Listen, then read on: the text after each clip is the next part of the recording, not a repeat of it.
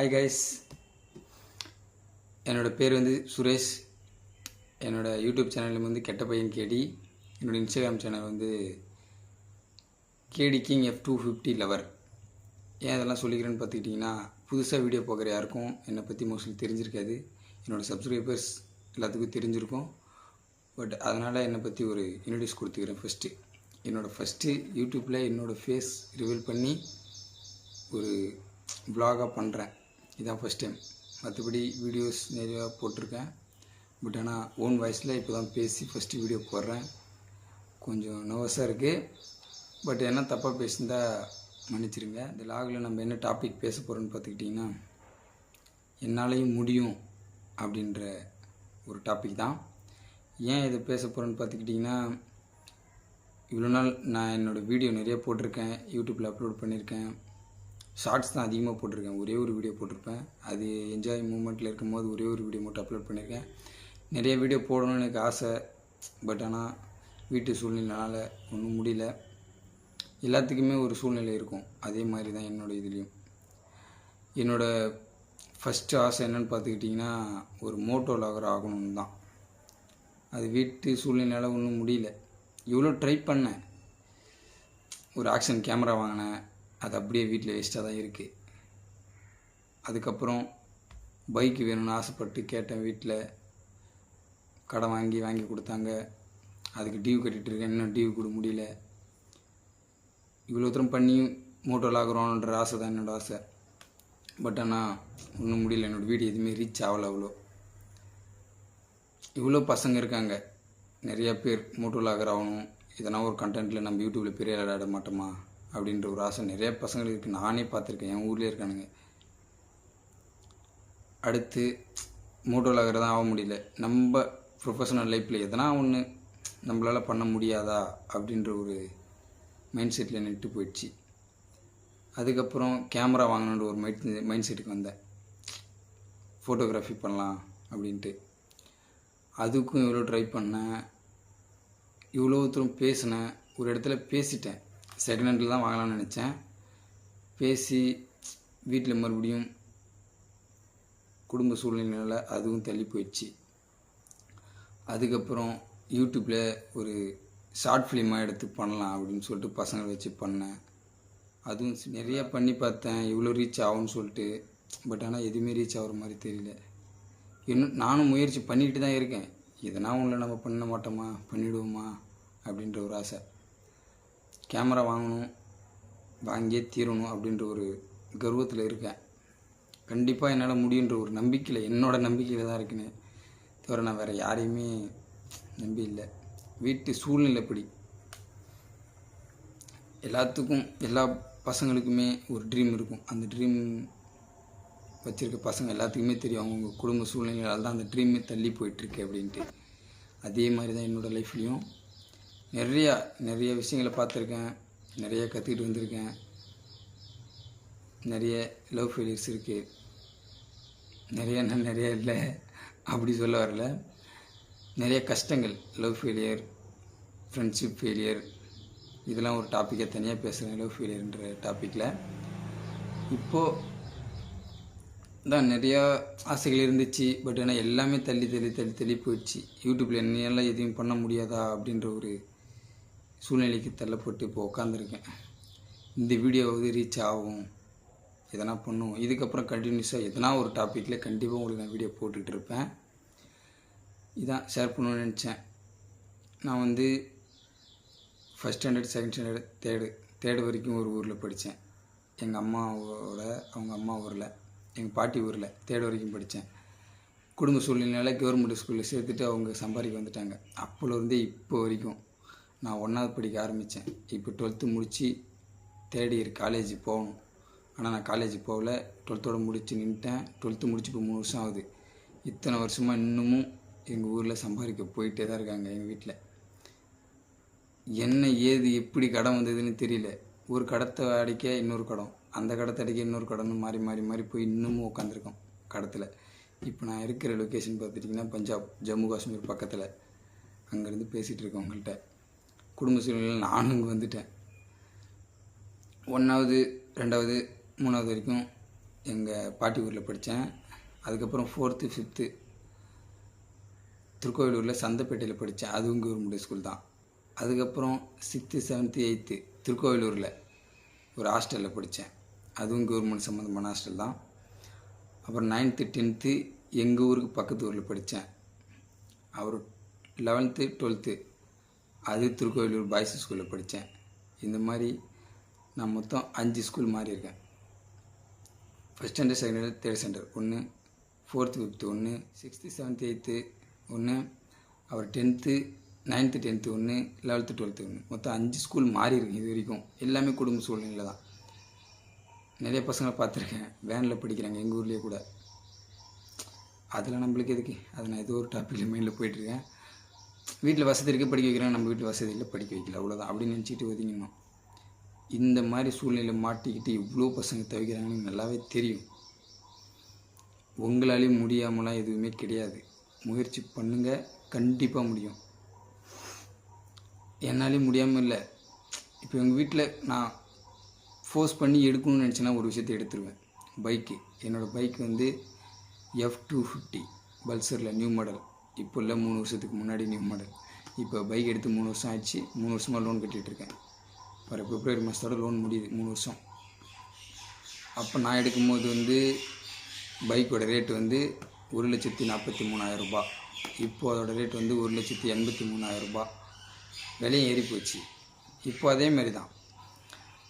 வந்து இப்போ சிம்பிளாக சொல்லணும்னு பார்த்துட்டிங்கன்னா, நம்ம வந்து 1 ரூபாய்க்கு 2 இல்லை 3 இல்லை 4 தேன் மிட்டாய் கூட வாங்கியிருப்போம். இப்போ போனால் கடையில் ஒரு தேன் மிட்டாய் தான். விலைவாசி ஏறிச்சு, காசோட மதிப்பு இப்போ நம்மளுக்கு தெரிய வருது. அதே மாதிரி தான் அப்போது 3 ரூபா இருந்த பிஸ்கெட் பாக்கெட்டு இப்போ 5 ரூபா. ஸோ அந்த பிஸ்கெட் பாக்கெட்டு காலம் மாற மாற பிஸ்கெட் பாக்கெட்டு விலை ஏறி வருதா. அதேமாரி நம்மளும் ஒரே இடத்துல உட்கார போடுறதில்ல. நம்ம இப்போ இப்படி இருக்குமா, இன்னும் ஒரு 2 வருஷமோ 3 வருஷமோ ஆகட்டும். அந்த பிஸ்கெட் பாக்கெட்டு மாதிரி 3 ரூபா இருந்து 5 ரூபா ஆச்சா, நம்ம இந்த இடத்துலேருந்து வேறு இடத்துக்கு போவோம். இது ஒரு சிம்பிள் உதாரணம் தான். சீப்பாக இருந்தாலும் இது ஒரு மோட்டிவேட் எடுத்துக்கிட்டு நான் பண்ணலான்ட்டு இருக்கேன். பண்ணுவேன், கண்டிப்பாக பண்ணுவேன். என்னோடய ப்ரொஃபஷனல் என்னன்னு பார்த்துக்கிட்டிங்கன்னா, இப்போது இவ்வளோ மோட்டிவேட்டில் நானும் பார்த்தேன், வாய்ப்பு கிடைக்கல. கிடைக்குன்ற ஒரு நம்பிக்கை இருக்குது, கிடைச்சா பார்த்துக்கலாம். அதுக்கப்புறம் யூடியூப்பர் ஆகணும்னு நினச்சேன், அதுவும் முடியல.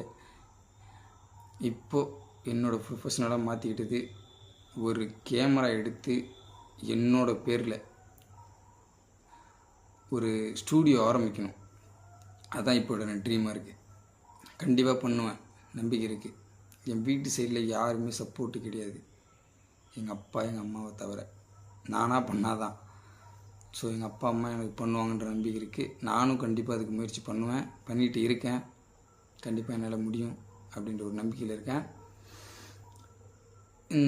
ஸ்டூடியோ ஆரம்பிக்கிறதுக்கு வால்பேப்பர், விசிட்டிங் கார்டுன்னு எல்லாமே ரெடி பண்ணிட்டேன்.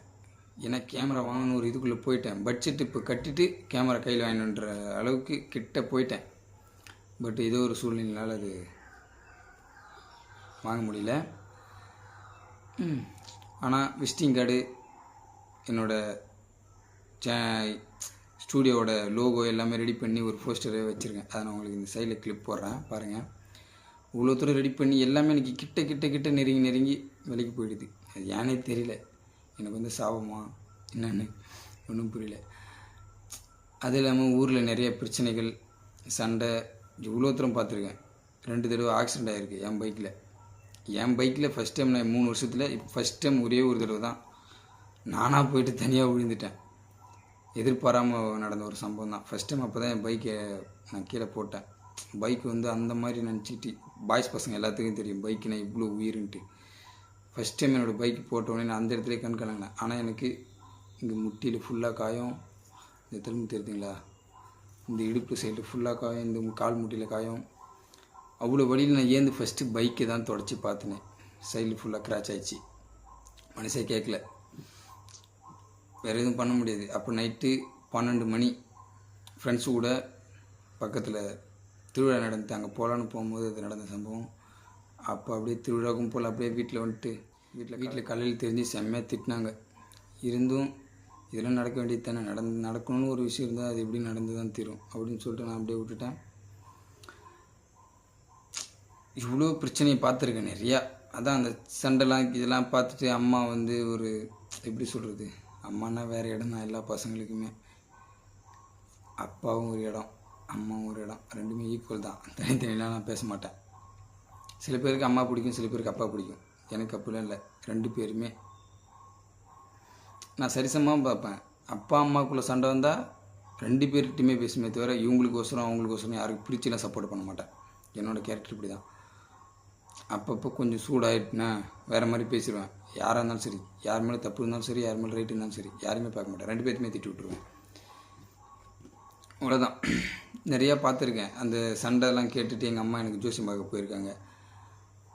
ஜோசியம் கேட்ட இடத்துல சொல்லியிருக்காங்க, 7.5 வருஷம் உனக்கு சனி, பார்த்து இருந்துக்கணும் அப்படி இப்படின்னு சொல்லியிருக்காங்க. அம்மா வந்து என்கிட்ட சொல்லி, இதுமாரி வண்டியில் ஃபாஸ்ட்டாக போகாத, அது இதுன்னு இவ்வளோ பிரச்சனை. பக்கத்து ஊரில் சண்டை. நான் என்னோடய ஃப்ரெண்ட்ஸுக்கோசரம் போனேன். அங்கே யாருக்கோ சண்டை, நான் நின்று வேடிக்கை பார்க்க போனேன்னு வச்சுக்கோங்க. எனக்கோசரம் தான் போனேன். பட் ஆனால் அங்கே ஃப்ரெண்டுக்கும் அதுக்கு சம்மந்தம் இல்லை. நான் அப்படியே சண்டையை பார்த்துட்டு வந்துட்டேன். கேட்டதுக்கு அந்த சண்டைக்கோசரம் நான் போனேன் அப்படின்ற மாதிரி சொல்லி அப்போ வந்து என்னோடய பைக்கை பிடிங்கி வச்சிட்டாங்க. அப்போ கொஞ்சம் மனசு கஷ்டமாச்சு. ஏன்னா பைக் இருந்தால் நான் திடீர்னு நினச்சி எடுத்துக்கலாம், டக்குன்னு போயிட்டேன். அதை ஒரு தனி ஃபீலாக நினச்சிட்டேன் பைக்கு. அப்படி பசங்க எல்லாத்துக்கும் தெரியும். அந்தமாதிரி நினச்சி வீட்டில் பைக் வாங்கி வச்சோன்னே வீட்டில் 1 மாதம் சண்டை போட்டுக்கின்னு அம்மாக்கிட்ட பேசாமல் இருந்து இவ்வளோ தூரம் சொல்லணும்னு நினச்சேன். இவ்வளோ தூரம் சொல்லிகிட்டே போவோம், ரொம்ப லாங்காக போகும் வீடியோ. இதை நான் சிம்பிளாக சொல்லிக்கணும்னு நினச்சேன் வீடியோவில். அதான் இவ்வளோ ஆசை இருந்துச்சு. யூடியூபர், மோட்டோ விளாகர், இப்போது இங்கே வந்து நிற்கிறேன். அடுத்து பசங்களாம் சொல்லுவாங்க அடிக்கடி, நான் ஷார்ட் ஃபிலிம் எடுக்கணும்னு சொல்லிட்டு ஒரு புக்கு நிறைய கதை எழுதி வச்சுருக்கேன்.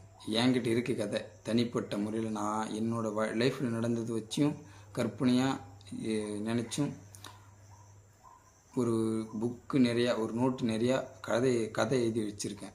அதெல்லாம் எடுக்கணும்னு பசங்கள்ட்ட நிறைய தடவை சொல்லியிருக்கேன், பேசியிருக்கேன். அப்போ நீ டேரக்டர் ஆகிடுறா அப்படின்னு சொல்லுவானுங்க. நான் அப்புறம் வந்து பசங்க ஃபோட்டோ எடுத்து கொடுத்தோன்னா நான் நல்லா க்ளீனாக எந்த ஆங்கிள்லேருந்து எப்படி எடுக்கலாம் அப்படின்ற மாதிரி ஃபோட்டோ எடுத்து கொடுத்துருக்கேன். அதை பார்த்துட்டு நீ ஃபோட்டோகிராஃபர் ஆகிடுறா அப்படின்னு சொல்லுவாங்க. இந்த டைலாக் சொல்ல வரும்போது உங்களுக்கு வந்து டான் படம் ஞாபகம் வரலாம். ஆனால் உண்மையாகவே டான் படம் வர்றதுக்கு முன்னாடியே இது எல்லாத்தையும் நான் பசங்கள்கிட்ட பேசியிருக்கேன், எல்லாத்தையும் சொல்லியிருக்கேன். இதேமாரி தான் ஒன்று நான் சொல்ல ஒன்று நீ மாறிக்கோ அப்படின்னு சொன்னாங்க. நான் டான் படம் பார்க்கும்போது வந்து நான் +2ல் லாஸ்ட் எக்ஸாம் சுவாலஜி எக்ஸாம் எழுதிட்டு போயிட்டு அந்த படத்தை பார்க்குறேன். பார்த்த உடனே அந்த படம் பார்த்தோன்னே எனக்கு ஃபீல் ஆகிடுச்சு. என்னோடய ஃப்ரெண்டு ஒரு பொண்ணு, அந்த பொண்ணு வந்து என்னடா உன் லைஃப்பில் நடந்தது அப்படியே இருக்கே அப்படின்ற மாதிரி சொன்னோடனே நானும் அந்த படம் பார்த்தோன்னே ஷாக் ஆகிட்டேன். ஏன்னா என்னோடய லைஃப்பில் நடந்தது ஒன்று அப்படியே வருது அப்படின்ற மாதிரி. ஏன்னா ஃபஸ்ட் அவன் நிறையா நினைப்பான், நான் இப்படியா இருந்தேன் அப்படியா இருந்தேன்னு சிவகார்த்தி சார் கேட்பார். அதுக்கு சூரிய சார் சொல்லுவார், அப்படி ஆகிடு இப்படி ஆகிடுன்னு சொல்லிட்டு பசங்க சொல்லுவாங்க. கடைசியில் இந்த இடத்துல போய் நிற்பார் சிவகார்த்திகேயன் சார், நீ பேசாமல் டேரக்ட் ஆகிடுறா அப்படின்னு சொல்ல பார்த்து ஒரு வைப்பு இருக்குன்னு தெரியுமா. அதேமாரி என் பசங்க நிறைய தடவை மாற்றி எதோ சொல்லியிருக்காங்க. எல்லாத்தையுமே அப்பப்போ எனக்கு தோணும், இப்படி ஆகலான்ட்டு. எல்லாமே அவனை நினச்சா கண்டிப்பாக அவளை எதனா ஒன்றில் கன்ஃபார்ம் நம்ம இது பண்ணணும்னு நினச்சிங்கன்னா கண்டிப்பாக அது நடக்கும்.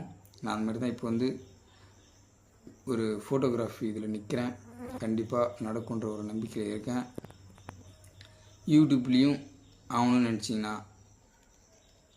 கொஞ்சம் சப்போர்ட் பண்ணுங்கள். எல்லா பசங்களுக்கும் இதே தான். யூடியூப் சேனல் ஆரம்பிக்கிறன்ற பசங்க எல்லாத்துக்குமே யூடியூப்பில் வீடியோ போட்டால் ரீச் ஆகணும், அப்போ தான் நம்ம ஒரு ஆளுன்னு காட்ட முடியும் அப்படின்ற ஒரு ஆசை இருக்கும். அதேமாரி தான் என்னோடய சப்ஸ்கிரைபர்ஸு ரொம்ப கம்மி தான். நான் இப்போது யூடியூப் சேனல் ஆரம்பித்து இவ்வளோ நாள் ஆச்சு. நான் வீடியோ அவ்வளோ போடுறது இல்லை தான், உண்மை தான். பட் இருந்தாலும் பார்க்குற ஒரு 4 பேர், என்னோடய ஃப்ரெண்டு 4 பேர் பார்க்குறாங்கன்னா அவனுங்களுக்கு ஒரு 4 ஃப்ரெண்டு இருப்பாங்க. அவங்களுக்கு ஷேர் பண்ணி விட்டால் கண்டிப்பாக ரீச் ஆகும். பட் அதுமாரி பண்ணுறாங்களா இல்லைன்னு எனக்கு தெரியல. ஆரம்பித்து இவ்வளோ நாள் ஆச்சு, கணக்கு பண்ணி கரெக்டாக சொல்ல தெரியல. பட் ஆனால் இப்போ வரைக்குமே சப்ஸ்கிரைபர்னு பார்த்திங்கன்னா 250 தான். கொஞ்சம் வருத்தமாக தான் இருக்குது.